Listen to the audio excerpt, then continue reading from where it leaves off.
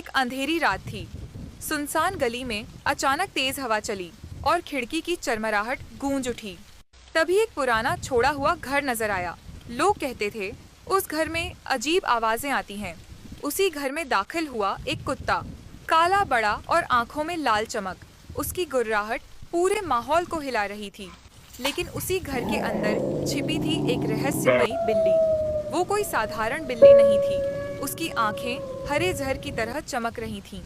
जैसे ही कुत्ते ने दहाड़ लगाई, बिल्ली ने एक काली छाया बनकर उस पर छलांग लगा दी। दोनों के बीच जोरदार भिड़ंत शुरू हो गई।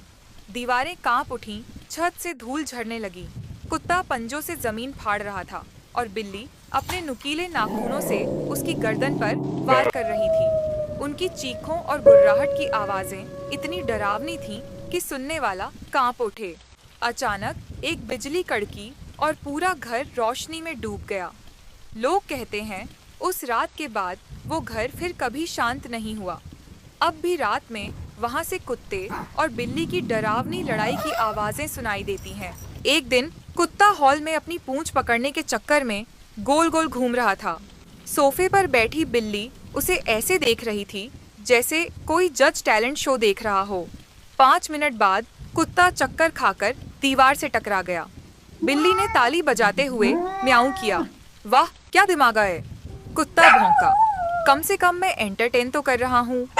बिल्ली शरारती मुस्कान के साथ कुत्ते की पीठ पर कूदी और घोड़े की तरह सवारी करने लगी।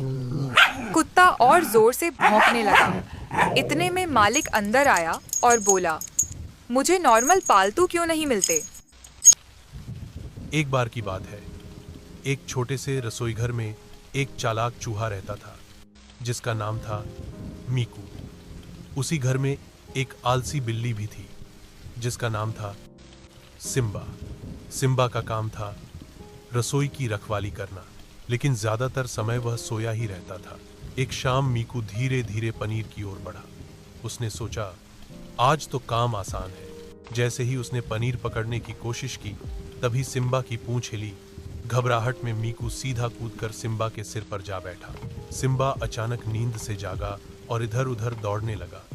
उसे लगा जैसे कोई पक्षी उस पर बैठ गया हो। उधर मीकू मजे से उसकी कान पकड़कर बोला, वाह, फ्री की सवारी। बिल्ली पूरे रसोई में दौड़ती रही। कप, चम्मच और दूध का जग सब गिरा डाला। आखिरकार सिम्बा चक्कर खाकर थक गया। मीकू नीचे कूदा, कपड़े झाड़े और बोला, धन्यवाद सिम्बा, मजेदार सैर थी। सिम्बा ने हार मानकर कहा, तू बहुत झंझट वाला है चूहे, पनीर खा ले पर मुझे सोने दे। दोनों हंस पड़े और उसी दिन से दोस्त बन गए। बंदर डेजर्ट में एक ट्री हाउस में रहता था। एक दिन किनारे पर बंदर को एक बच्चा मिलता है जो भूख के कारण बहुत रो रहा होता है। बंदर बच्चा को उठाकर ले जाता है और आम को तोड़कर टोकरी में भरकर ले आता है। फिर बंदर बच्चा को मजे से आम खिलाता है। तभी एक दिन जब बंदर लकड़ी काट रहा होता है, तभी एक बाज आता है और बच्चा को उठाकर ले जाता है और बंदर रोने लगता है। फिर लाइक सब्सक्राइब नहीं किया। किसान के पास एक मुर्गी थी जो सिर्फ एक अंडा देती थी। किसान मुर्गी से और अधिक अंडे चाहता था, तो मुर्गी को इंजेक्शन लगाता है और मुर्गी अब बहुत सारे अंडे देने लगी और मुर्गी आसमान में उड़ जाती है। बादलों पर बैठकर ढेरों अंडे देती है। गांव अंडों से भर गया। शहर में भी अंडों की बारिश हो गई। लोग परेशान हो गए। तभी रेस्क्यू टीम आकर मुर्गी को पकड़ लेती है और फिर डॉक्टर मुर्गी का इलाज करते हैं। मुर्गी ठीक हो जाती है, फिर रोने लगती है। फिर लाइक सब्सक्राइब नहीं किया। राम और सीता की शादी गांव के छोटे से मंदिर में हुई थी। शादी के बाद के दिन हौसी और सपनों से भरे हुए थे। खेतों में काम करना, नदी किनारे बैठकर बातें करना और भविष्य के सपने देखना, यही उनकी दुनिया थी। गरीबी जरूर थी, मगर प्यार इतना गहरा था कि सब कठिनाइयां छोटी लगती थी। कुछ साल बाद उनकी गोद में बेटी आई। राम ने दिन रात मेहनत शुरू कर दी और सीता ने बेटी को पढ़ाने का सपना देखा। धीरे धीरे बेटी बड़ी हुई, पढ़ाई में अच्छी निकली और नौकरी करने शहर चली गई। राम सीता को लगा कि अब संघर्ष के दिन पूरे हुए, लेकिन समय कब थमता है। राम के बाल सफेद हो गए, सीता की कमर झुक गई। दोनों अक्सर दरवाजे पर बैठकर बेटी का इंतजार करते। पहले चिट्ठियां आती, फिर फोन, लेकिन जैसे जैसे बेटी अपनी जिंदगी में व्यस्त होती गई, माँ बाप के पास केवल खामोशी बची। दोनों एक दूसरे का हाथ थामे चुपचाप शामें काटते।